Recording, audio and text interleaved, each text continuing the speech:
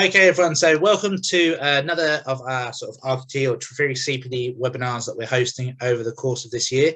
Today, we're joined by Joanne Lunn, who's the head teacher at Chantry Primary. I don't want to go into too much detail because Jo will introduce herself. I just want to go through a few bits and pieces with regards to housekeeping. So first of all, today's session will be recorded and uploaded to the Chiltern Teaching School Hub YouTube page. So you can find all of our previous webinars and all of our future webinars will be uploaded to that space. And if you want to find that, as I say, just search on YouTube for Chiltern Teaching School Hub and you'll find us there, along with lots of the stuff that we've done over the past few years. Over the course of this evening session, you'll find that there's opportunities to engage with the discussion, and you'll do so by using the chat function, which is just towards the bottom of your page. So you'll see there's an option for chat. Feel free to type your questions as you think of them as we go through this evening session, and it will be a case that we'll have some time to answer those as we go. So I'm going to introduce Jo, invite Jo to the stage. Hi, Jo, thank you for joining us. Hello, good afternoon, everybody. Hi, Jo. So I'm going to pass over to yourself. Obviously, you've got a screen share presentation, and I'll duck down into the darkness, but I'll be on hand if there's any questions or anything that pop up. Okay, so as we've said, my name is Jo Lunn, and I'm the Assistant Head and English Lead at Chantry Primary Academy. I've been teaching for nearly 24 years, so sort of bring to the table a little bit of experience, and during that time teaching English is something that I have sort of developed tips and skills, but constantly learning to improve my practice.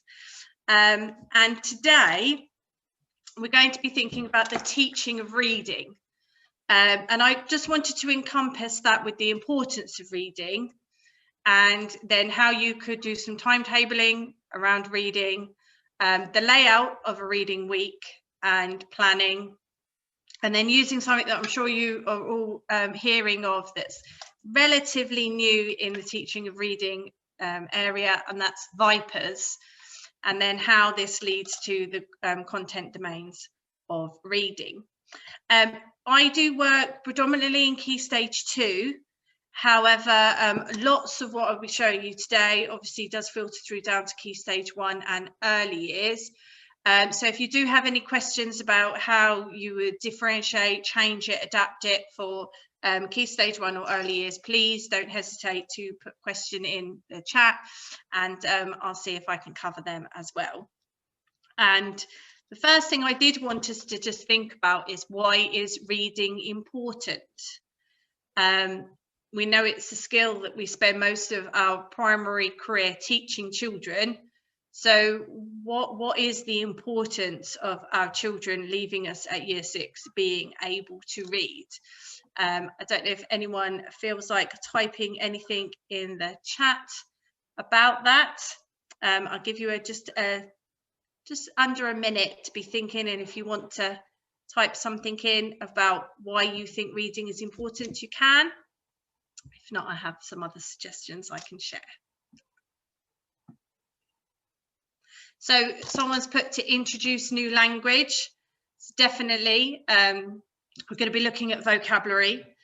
Creativity, I think we all love to think about reading, taking our children away from where they are, where they're living, their everyday routines, and taking them somewhere else. And someone's put a really good important point here, and that is to access all the curriculum. We know that part of our national curriculum says that we have a duty to teach reading for pleasure, and that is really important. Obviously, we want children to, escape in a book and enjoy what it can do, but also they have to learn to read in order to be successful at Key Stage 3 and further in GCSE. Working with year 6, I always try and stress to them, you're not going to be successful in science or in art or in history or in geography if you can't read, because the curriculum is so big that that's the way you'll learn in all those subjects. And it does help, as someone else has put here, to develop independent study for the future. So there are, I just put a few things here. So develops imagination. We all know that our poorest writers are normally our poorest readers. They haven't got that creative language to write and that extended vocabulary if they're not reading anything. They can learn about the world around them. So, you know, we encourage a lot of reading, through our foundation curriculum. So in history and geography and science, expands their vocabulary so they'll be able to communicate. So huge link there between speaking and listening and language. Takes us on an adventure, you know, just think about the whole escapism. We had some children in the past here who, you know, really had certain ASD traits and found coping with everyday life quite difficult, but they loved reading. Reading was their safe space that they could go to and escape in that book. So it's very important that we are developing a passion for reading. So I know I'm talking about the teaching of reading, but I think this goes part and parcel with developing a class passion. All right, if you show an enthusiasm to reading, that will rub off on your children. You know, I think we all feel that we've gone into teaching because we quite like the kind of idolizing that some of our class can give us. You know, you are the most important person for 9 months to 10 months for these children. And if you show a passion for reading, they will develop a passion for reading. It's really important to have a class library. You know, it doesn't matter how big or small. I know some of us have got small classrooms. So try and just develop a small area where you're showcasing books. And that does go with the fourth point there, that sometimes fewer books is better. If you have too many of a selection, it can be quite overwhelming. But if you have a selection of books on a bookshelf and have the front cover facing the children, that will encourage them to go and pick it up. Have a class librarian, you know, get the books into children's hands.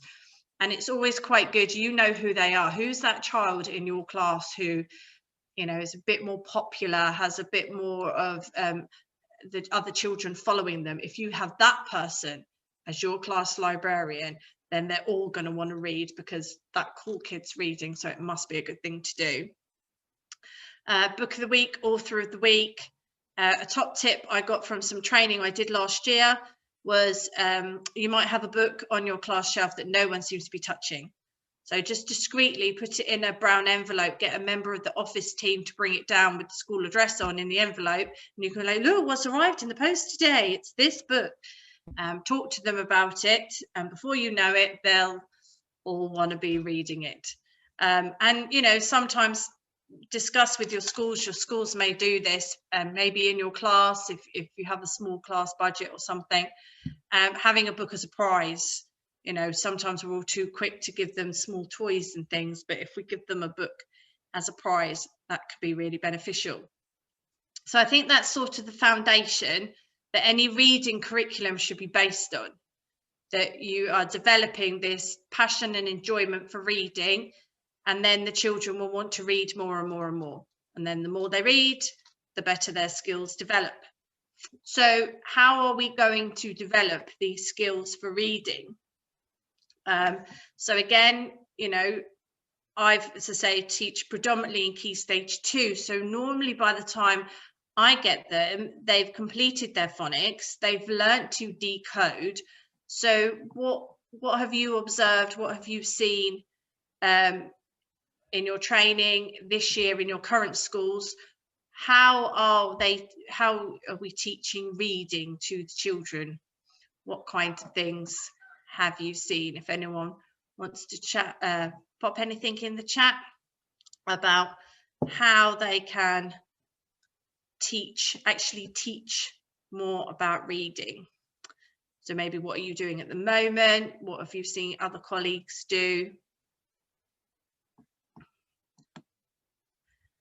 Even if it's what phonics programs are being used in your school, because that can sometimes build upon how reading is taught.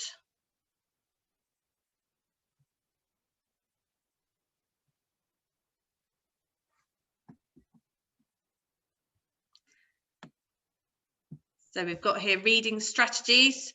So thinking about how the different strategies that the children can use for reading so they can be taught.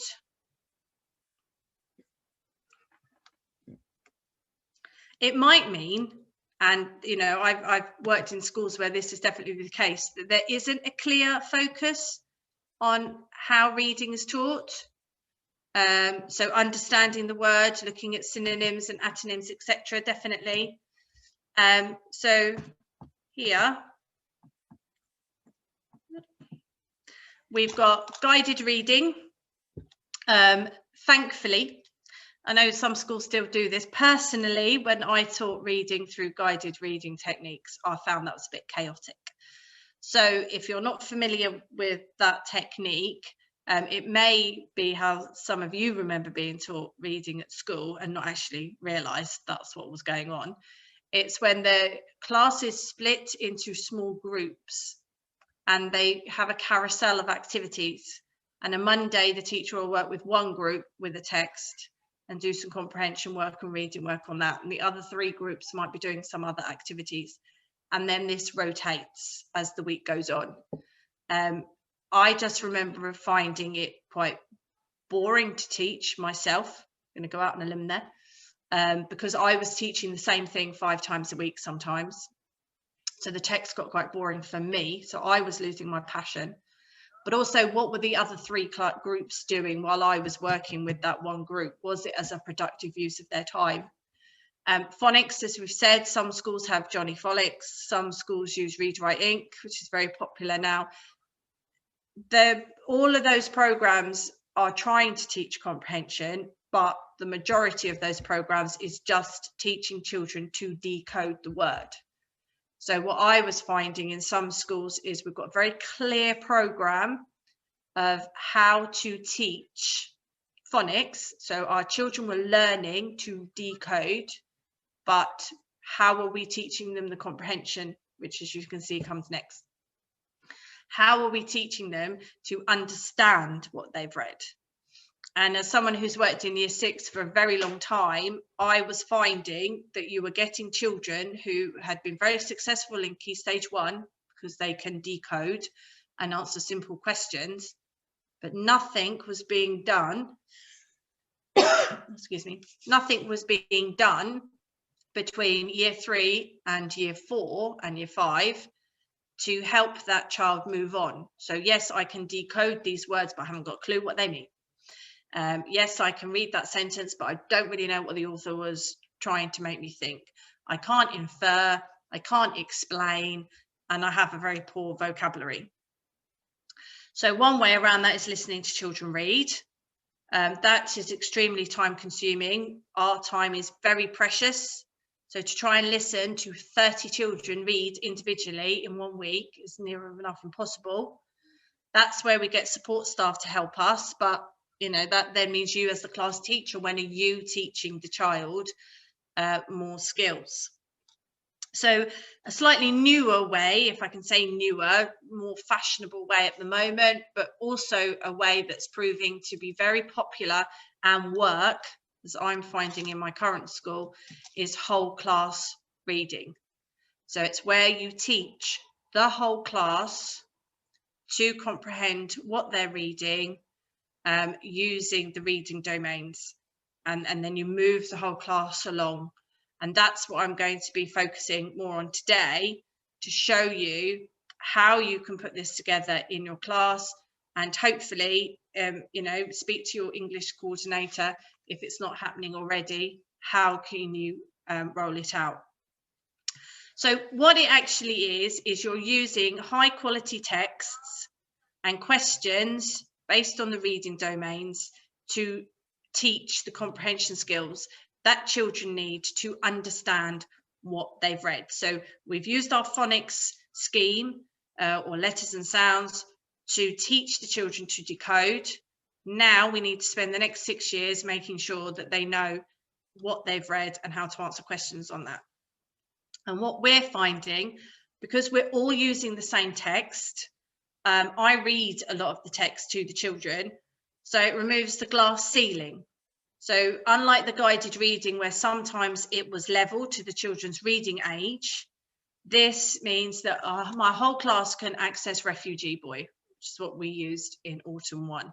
Now that's a predominantly Key Stage 3 text, And there are children in my class who would not have been able to access that on their own, but because I was reading it to them and modelling good reading practice, and then they were answering the questions on that text, everyone was progressing and moving along because I was taking that ownership of the reading. You're teaching the specific skills required for comprehension of a text. And that's where we use Vipers, which I'll explain a little bit further on as well. And the teacher's working with the whole class, and the children can learn from one another. So again, it's that first quality teaching. You are the trained professional in that room. Everyone, whether they're greater depth, whether they're SEND, whether they're EAL, are all learning from you, and you're all working together and you're moving together through this process. Now, Key Stage 1 might be thinking, okay, that sounds like a lot. Obviously, their texts will be predominantly picture books. Their text, may have less writing, more inferring from the picture. But just like with me in Year 6, I'm reading the text to them. So Year 1 are reading the text to them. They may not be recording as many of their answers. Their answers may be more shared writing experiences, or obviously hands up and sharing orally. It's that oral discussion around the book. So how does that look in terms of planning it? Because the first time I heard about this, I was a bit like, okay, so I need to read to the children, and I need to get them to answer questions, and I need to make sure that I've got time to do this. So we do have a separate reading session as part of our timetable. We have writing and we have reading. Now, I know that some schools don't have that benefit of being able to manipulate their timetable like this. So that's where you need to be a bit more creative. It could be, part of your English lesson, or your English lesson will be a little bit longer. But there's definitely is proof that if you have this standalone reading lesson 5 times a week, it really does benefit the children. The current data of my Year 6s, pandemic or no pandemic, their reading is the one element that it hasn't suffered as much, because we've been able to give them quality teaching since we started this in September 2020. So here I've got a model of how it could look. Again, it can look different in different schools. It can look different as you go along. We have a class text, so all of our curriculum is based on our book that has been assigned to our class for that term. Your school is most really different, so you don't have to have a whole novel or short book that you are reading to your class from beginning to end. There are different ways of doing this. Ashley Booth, if you want to Google him, he's sort of the guru on this. He tends to only look at the first chapter of a book and bases one lesson on one chapter. And you can do that. He's got lots out there that you can use, and I'll show you later on. You don't even have to have the whole novel if you don't want to. There is a website you can go to that they just have the first chapter of a book. That's a really good leading for children to want to say, oh, I want to read the rest of that book. So how we do it is we have our novel. So this term we are reading The White Horse of Zennor by Michael Morpurgo. So I read that book to them every day. Every day I'm going to read to my class. We expect all teachers to read to their class. It's another way of learning how to read, because they hear me put on voices. They hear how my voice will change with speech marks, with questions, and I can model the fluency. Also, as I've said, my lower attaining readers can access a higher quality text that they may not have been able to read on their own. So Monday and Tuesday's reading lessons are based on questions on our class novel. So I don't have to read that extract to them in that session because I've already read it. So we just have to be really organised to make sure, can everyone make sure they're up to chapter 18 by Monday, because Monday's lesson is going to be questions on chapter 18 or 17, and then Tuesday's maybe the same chapter if it's quite a weighty chapter, or the next chapter on. Wednesday, Thursday and Friday, I carry on reading that class novel. So next Monday, those questions might be on a later chapter. But Wednesday and Thursday's texts are something different. So I've got some examples that I'll show you in a little bit. We were doing Refugee Boy, as I said, in Autumn 1. So on Wednesday, we looked at the Brits by the British by Benjamin Zephaniah. So we were looking at a poem by the same author as our text. So we were expanding their knowledge of reading, and we were, you know, showcasing other work by the same author, similar theme, because it's about refugees, obviously how Britain is made up of all refugees, and it was a poem. And so all our questions for Wednesday were based on that poem. Now, something that's quite meaty and weighty like that, you might want to extend onto Thursday, because on Wednesday I am going to have to read that poem to them because they haven't seen this before. So that might take up part of the lesson, and then Thursday I'm going to carry on with that. Last week we did a lesson on a song. So because we were looking at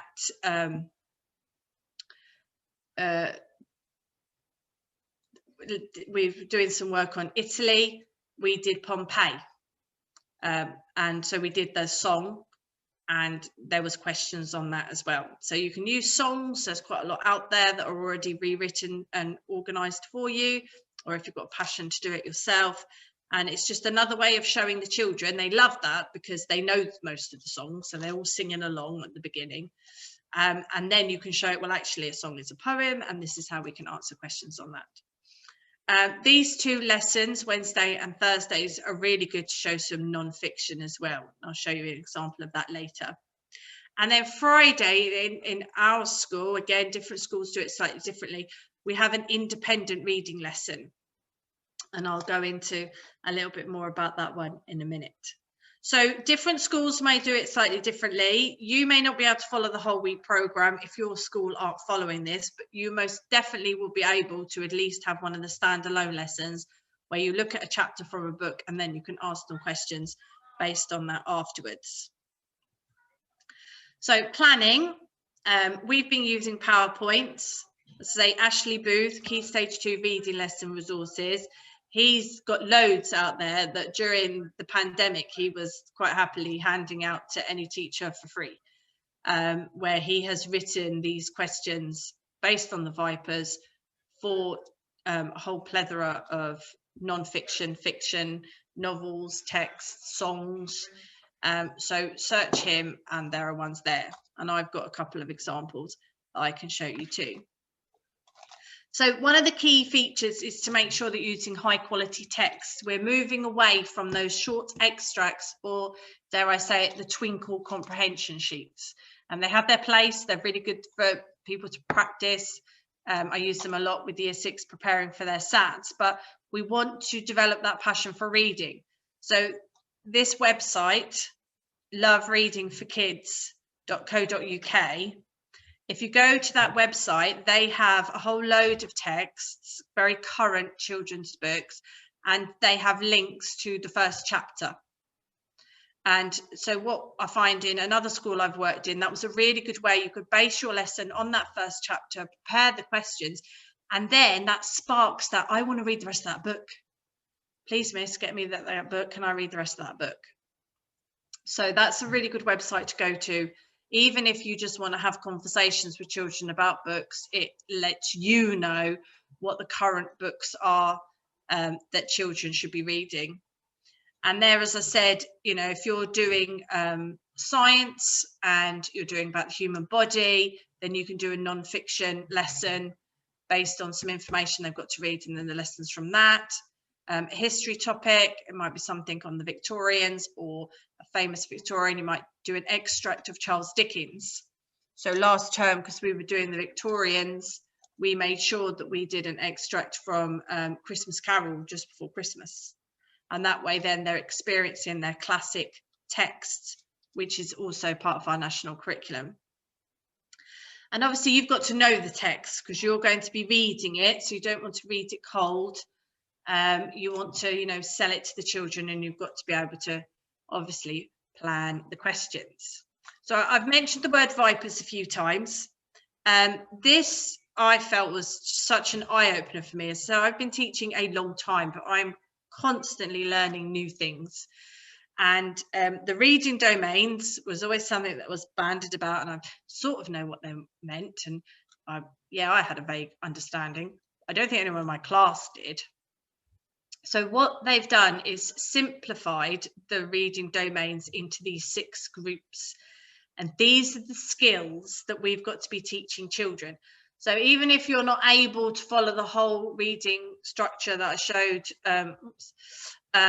here, you know, if your school and your timetable does not lend for you to do this, but once a week you can give them a text and you're going to get them to answer questions on it, then base your questions around this format. Vocabulary, inference, predict, explain, retrieve. If you're in Key Stage 1, it's sequence, and if you're in Key Stage 2, it's summarize. Now, this is the key that you'll be teaching to, because I know the SATs isn't the be all and end all of life, but all the questions that are in their SATs fall into one of these 6 categories. And pre-2016, the majority of the questions were vocabulary and retrieval, peppered in there with explanation. Inference was normally those 2 to 3 mark questions, a little bit of summary. And so our children were scoring higher because they could score and get most of the retrieval questions, because that's the easiest thing to do. That's just copying it from the text. Post 2016, its weight has changed. It's more inference and explaining. There's less retrieval. So our children, and that's what went wrong. If you know anything about SATs and reading in 2016, the first time the SATs changed to be predominantly inference and prediction, and explaining, children were crying apparently across the country because they found the reading test too hard. And that was because there was less retrieval in there and more inference, and they didn't necessarily have the skills to do that. Now I follow this formula. I now can teach the children, when the question is asking you to infer, it's going to look like this, and these are the skills you need to do to answer it. If the question's a vocabulary question, it's likely to be find and copy the word that means. Which word has a similar meaning to this from the text? The summarized questions will be the questions where they have 5 statements from the text and the children have to put them in order, which happen first, second, third, fourth and fifth. Be amazed at how many Year 6 get that wrong. Now, I know I'm talking a lot about SATs in Year 6, and you might be teaching in Year 2 or Year 3 or Year 1 and thinking, what's that got to do with me? If we don't teach the children these skills while they're learning to read, while they're developing their early comprehension skills, they're going to find this task in Year 6 so just a mammoth task to complete. I've taught children who have been very successful in Key Stage 1 because there was less of the inference and predicting and less explaining. And so they did really well because they could decode and they understood a little bit of what, but nothing was happening to develop those skills by Year 6, and therefore they found the rest of it very difficult. So what do these look like? So here are the sentence strands that you could use, the question stems that you could use when writing these questions. All right. And as you can see, you've got vocabulary. All right. So find one word in the text that means, find and highlight the word with the closest meaning, find a word or phrase that shows, and just getting them used to those types of questions when they sit a test, which unfortunately they even have to do in Year 2, they're going to be more familiar about what it's asking them to do. When you do inference, you know, it's making sure what impression, who's telling the story, how do the descriptions, how do these words make the reader feel? There isn't as much prediction. So when you're planning your questions, you might not have to worry about prediction every day or in every lesson, but you might just want to put 1 or 2 in there, and based on what they've read, what do they think is going to happen? Quite a lot of our children just come up with some random thing, has nothing relevant to do with the text at all. And we know that's not going to be very productive. So I even have these cards for TAs who could be listening to children read independently. I've also handed them out to parents. So that way then, when a child is reading, once they can read fluently, we don't really need to hear them read all the time. What we need to be able to do is ask them questions on what they've read. And this is how it would look for explain and retrieve and summarize as well. So, find the evidence from the text, and what does that then show you? All right. Lots of children find that hard. They just copy the evidence from the text. They don't follow that with this means that. If they're just copying it from the text and they're just retrieving, they're not explaining. So making sure you're really clear of the types of questions that you're using the children, and not just retrieving, because there's so much more to reading comprehension than retrieving, and it's that part that they're quite good at doing, and it's the explaining and the inferring that they're the weakest at. And is that because we just spend a lot of our time just asking them to retrieve from the text? Some of you may have seen, we use these snakes that have been put together, because obviously being a viper. So we have a whole school expectation that these are the little symbols that are always put by the questions, so the children learn that question is vocabulary, so I know these are the skills I need to use. Twinkle did put together some dogs. So they had a different breed of dog. So you might have seen them in your school or if you've Googled this. Again, it's always preference. And Key Stage 1 and Year 1 particularly, you still can be asking the children these type of questions, but it might be based on a picture, it might be based on, more character discussion. Why do you think mum's angry? Well, it's because the dog's just walked all the mud through in the picture, possibly, or something. So these question stems can still be used with the younger children. You just may not be getting them to record it in the same way as Key Stage 2. Right, so what does this look like? I've done a lot of talking of you about the process.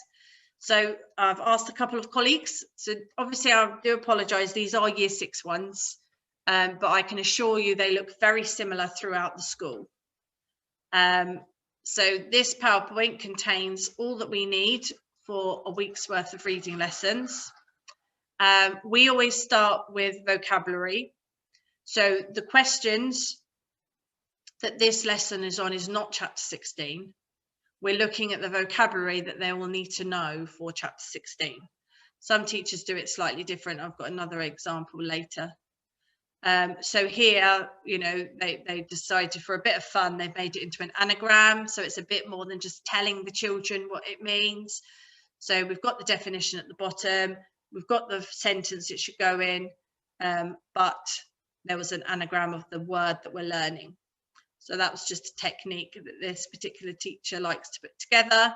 So you can see the old OMAC men swaggered through the park with their muscular dogs, and it's masculine, assertive or aggressive way. Oops, that's gone wrong there. No, that one's not working. Right, so once you've looked at the vocabulary that you need, and again, I'll show you another way of doing this. It doesn't have to just be, this particular teacher likes to make it a lot of a game, learning what it is to do. So the first part of the lesson, we always start with the retrieval. So it's always retrieval, and it's this quick quiz. So they have 5 questions. Now, we've put the page numbers on because obviously we're working with a whole novel. We don't want them skinning and scamming the whole book. That's not fair for them. So the skills that they know they need to use for this are skimming, scanning, looking for keywords, and then finding normally 1 or 2 word answers. And as you can see, the R is on the page very clearly. The children know this is retrieval. Now, when we first started doing this a year or so ago, this could take a long time. We've now started to ensure that our teachers are not rushing the children, but we have got a time limit on this because this is quick quiz. Point is a quick quiz. Now, if you're worried about differentiating, and you might be thinking, okay, well, that's all well and good for a child, you know, who can access this. Try and have the first 2 questions be something really obvious. All right, maybe even a question that you might have looked at before, and then they can gradually get harder. As you can see, we put the page numbers on, so it's really clear what page they have to go to. So that's another way of differentiating it. And you can have, if you're fortunate enough to have a TA, they could be working with a particular child. Remember, you've read this to them already. Sometimes I stand, if I can see children struggling, so say, for example, where did Robert suggest going to? And I can see that they've answered the first 2 really quickly. They're sort of stuck on there. I've got a little group. So I'll pick up the text and I might start reading that page out loud again. And while I'm reading it, then it sort of helps them to find where it is. Or I might earmark what paragraph they should go to. But I find that all my year 6s can access this. There's very few of them who would struggle with this. Obviously, lower down in the school, you may not put 5. You know, key stage 1 may only have 3, and they might be a lot more simpler. You might work through this together. You read the question to them, and then you want the children to share their answers. So it can be amended around the school. We put the answers on because all our PowerPoints at the moment are produced, so they go on Teams for any home learners. So we have to make sure that the answers are there for them as well. But as you can see, they're quite straightforward, normally 1-word answers. I don't want writing your answer in full sentence at this point. This is quick quiz. This is getting that bit, that skill done, getting that eyeball moving across to do that. So some questions are based on partner talk, so as you can see there, but they still know it's a vocabulary question. And it tells you whereabouts on the page to look, and which phrase tells you Robert isn't really sure which country Asha comes from. So they've got to find a phrase and they can discuss it with their partner, and then we still get them to record the answer in their books in Key Stage 2 for this. But this might be something in Key Stage 1 the children just talk about and in their pairs can construct an answer to come back to you with. You might have individual thinking. So this is an inference one. You actually want them to do this on their own, construct their own answer and then share it with you. So sometimes we give them all these few questions for them to work through themselves. Sometimes I will go through the questions and we'll discuss it as a class and then they record it in their book. You know, it varies from lesson to lesson. So again, it's telling you whereabouts on the page to find the answer. Alan starts asking lots of questions about Asha. Why do you think he begins to do this? So they've got to find something in the text that they can then follow with this means. And again, I could work with a couple of children who may struggle with this. I've already read the text to them and I could read this part again out loud if they need it. And here we've got another retrieval, but a little bit more complicated. So Robert says to Alan that Asha is just like you. In what ways is Alan like Asha? So that's retrieving a few things. Lesson 2. So that was all just one lesson. And they'll write down their answers to these 3 questions in full sentences. And again, similar format. So we're going to look at the vocabulary first. So another way of doing it, missing word or sort of a closed comprehension. We don't write anything down with these. This is just an oral starter, if you like. But again, the same format. So it starts again with a quick quiz. So this time it's on chapter 16. We've got the page numbers. quite straightforward questions, easier to start off with to getting that early success, and then moving through what does dad have to report to, who does dad have to report to. And again, it's just trying to make sure they do this part quite quickly so we can move on. Now this time you can see the questions were given to them on a piece of paper. You can see the vipers down the side. They were told what page to go and find the answer. All right, and there's a various ones there. So name 3 things that happened to Alan once he was reunited with his father. That's a summary. So we've read this bit, just summarize the 3 things that happened afterwards. We've got another vocabulary. So find the paragraph every few hundred, which phrase tells you. A retrieval there. Inference, the boy growled at Alan when stealing Alan's bike. What does this word suggest to you? Right. So again, that we do stick in a little sheet like that, but the children do write these answers in full sentences. So that's Monday and Tuesday's lesson. And then as I said, Wednesday, we moved on to a poem. So it's linked because it's still by Benjamin Zephaniah. We're going to look at the vocabulary so we can understand.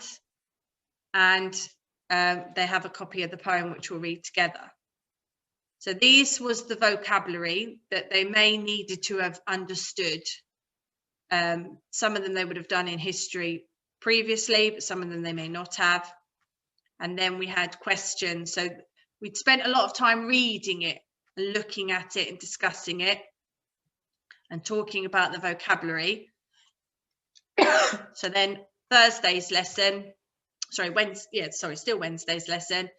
Now we're going to answer some questions, again, based on the vipers.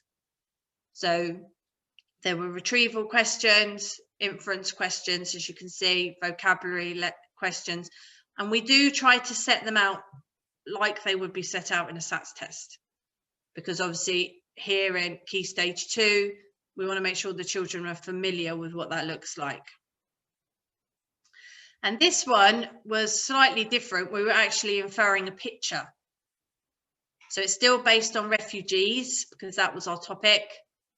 And we were going to then discuss about what we can see, so what we know and what we don't know. And that way then it's sort of getting them used to that inference from a picture. So I know this because I can see it, but actually it also leads me to believe this because I'm using other information. Slightly different member of staff. So this was Who Let the Gods Out? Again, starting with our quick quiz. So still got the symbol, got our questions, told what chapter we're on, that we've already read. Class discussion. All right. So what words are we talking about? Solo task, inference question. Does Elliot enjoy flying? Yes or no? What evidence in the text could you use to support this? All right. So again, it's, some people have different anagrams that they use to remind them of that, but it's, copy the information from the text. This means that, therefore, so it's structuring that whole lesson. I found that I modeled these answers a lot in autumn, and coming into spring term, I model it less and less because they've learned how to do it. Individual tasks there, these were retrieval questions. And then explanation questions. Do you think Virgo was right to tell the council the truth about Thantos? Explain your decision. So that's those real 3-mark questions that we get in SATS tests. So it's not really about whether he was right or wrong. The mark is how do you explain it? So what evidence have they found from the text and what that leads them to believe? And then obviously we continued. This was lesson 2. I just wanted to use this one because lesson 3 was based on non-fiction text. So at the time in science, we were looking at circulation. And this is quite a wordy text. Obviously, they were giving it on A4 document, Word document. We didn't just have it up on the screen like this. But I would read it to them because that's quite, complicated stuff. But still, quick quiz on it. All right, fastest finger. It's a really good game to play. They love it. So you just choose a word, the fastest person to find the word exhaled. You know, put your finger on it and put your hand up. And that trains that eye doing that whole scanning thing, which a lot of children don't realise. That's how you become an adult reader. Vocabulary, because there's a lot there. So making sure that this is another way of going through the vocabulary, just showing them this is what the words mean. And then partner talk, solo task. So order these events. So again, another summarising. So in the text, it said that the red blood cell did all these things. And this is that example, as someone put in the chat earlier, you can't access the science curriculum if you can't read. And there's some real difficult scientific words here. And that's why it's such an important skill. So again, because this was quite a wordy, meaty text, we did it for over 2 lessons. And there you can see we were even labeling a diagram, because can you read the diagram? And then it went on to some solo work. So at what point is the blood oxygenated? At what point does it then become deoxygenated? So again, they had to find the information from the text and answer that. Right, now I've mentioned about lesson 5 earlier. We have our Friday lesson a little bit different. So all what you've seen, the planning there, the 2 lessons based on the class novel or more of a novel, and then 2 lessons either based on shorter pieces, songs, or like you saw there, non-fiction text. But on Friday, we do things a little different. And this was something we got from Pi Corbett. And for those of you who think that I really can't assess my children unless I hear them read individually, this session is normally about half an hour and everyone reads independently. They get their reading book out and they're reading silently, and you and your TA, or just you, go around the class and you would just talk to them about their book. And it could be a recap, you know, what's happened so far, who are the main characters of the story, what do you think is going to happen next and why. And it's just for you to chat with them. If you want to hear them read, you can hear them read as well quietly. But this is just a night, and it gives them that opportunity to just read. Now we have accelerated reader here. You might have something a bit different. I'm quite late joining accelerated reader, but I do think it is great. It's very expensive, but it is great because it can monitor the children's understanding of their own individual reading book. And you don't have to follow a scheme. Any children's book normally is on the accelerated reader system.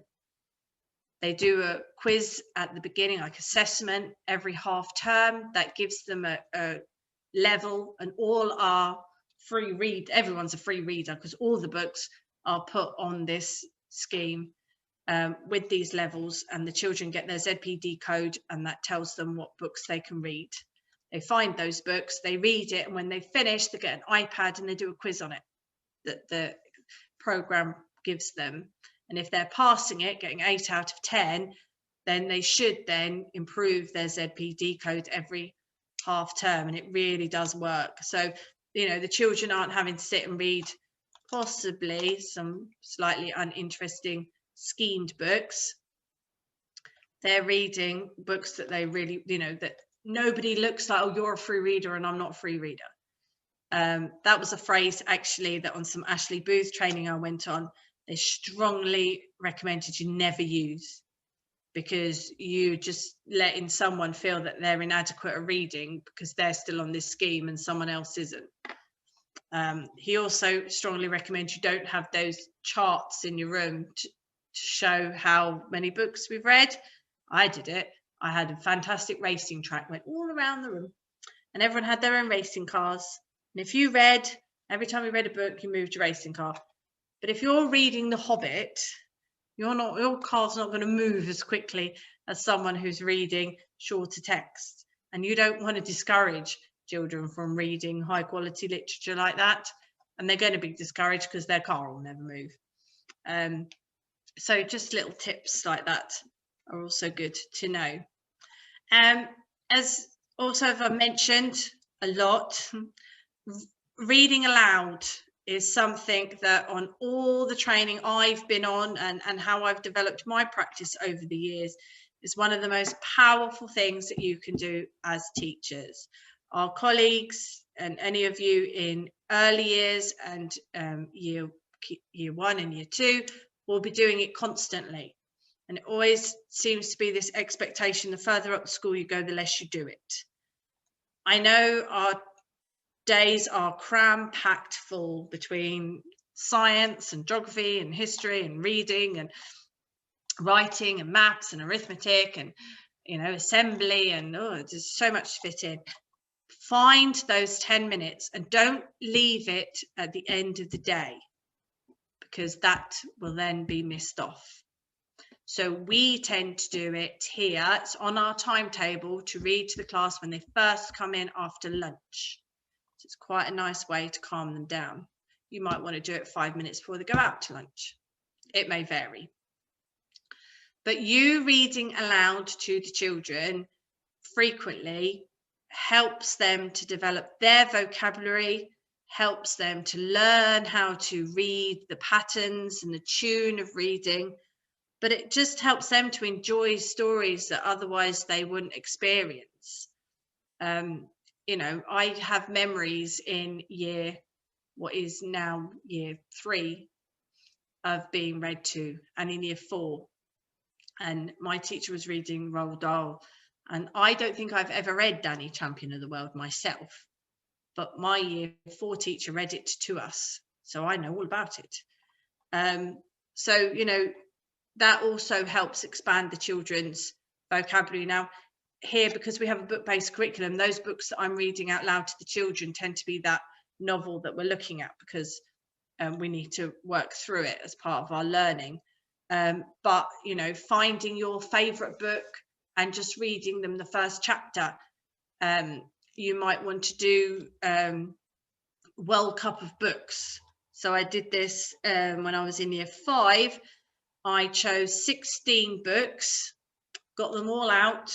The children looked at the blurbs, the covers, and they voted on which one they want. The top 6, no, what did I say? The top 8 went through to the next round. So like they do in a football tournament. So those 8 are now going to be paired up against each other. So then we vote. Do you want this one or this one? That one. And they keep going through until you end up with the final 2 books, and then you have a final vote, and that's the book that you choose to read to your class. So little things like that, so they take ownership, other than you've just turned up and go, I really want to read you this book. But reading to the children is another really good way of helping develop their understanding of reading. And it's just about inspiring your class. So, you know, talk about books all the time. Introduce them to segments of books, as I said, from that website. Read the blurb of a book and then place it in the class library. Write Amazon reviews. You know, don't necessarily have to upload them all, but, you know, we've done it here. Post-it recommendations in your book area. That's a really low input but high impact activity to do. You know, if they give them a post-it note, I really like such as a book because, and then just put it up around the reading area, and then they can recommend it to their friends. Or those price labels, the the luminous greens, pinks, yellows, star cards that you get them from the range. If they just write a little, I really enjoyed reading, and then take a picture of them in the book and put it up in your reading area. And as I said, watch the language. You know, free reader can be quite negative to those others, because they'll think, well, what does that make me if I'm not? Other good things to do, just while I have a captive audience. Twitter. So I know we're all encouraged to do lots of things on social media these days. Twitter is a really good place to get in touch with authors. I got in touch with some authors, direct messaged them. Hello, I want to really inspire my year 6s to read. Could you send me a postcard? Can you send me something? And I actually ended up with the author of The High Rise Mystery, because I found out that she went to Bushmead. So I sent her a message, said I teach year 6 in Luton and we'd love to hear from you. She lives in Rotterdam now. She got back to me and said, I don't really do these things now, but as you're in Luton, I will. And she sent me a signed copy of the book and wrote them a letter. And I've had some maybe less famous authors, but they're, you know, if you say to them, I'll put your book in my reading area if you send us a postcard. And then that just shows that they can have that contact with authors as well. So that really is quite very beneficial too. I know I've talked quite a bit, so I don't know if anyone had anything that they wanted to ask or double check. I have tried, I know, sorry, my examples were more upper key stage 2, but you know, we have this process in place from year 1 upwards. They scan or take pictures of the book, so they're on the screen, they have the book as well, and then the children are inferring from the pictures and the text as well. So just using that constant language is really powerful. So I'm going to stop sharing there and hand back over. Brilliant, thank you, Jo. Really sort of insightful. I learned quite a few bits as a secondary teacher, picking up on sort of, and it's always good to see where our students come from and the journey that they take. And obviously, whilst it takes different sort of guises as they work with different teachers and so forth, but it's always, I think, really important to understand that foundational knowledge that exists. So I'm just going to kind of give people a chance. If they have any questions or comments they want to add, please, by all means, feel free to add to the chat just down at the bottom of your screens, as you'll see there. And just as a reminder, the session is being recorded and will be uploaded to our YouTube page fairly shortly, so you'll be able to sort of recap any points, go over anything that you wanted to add.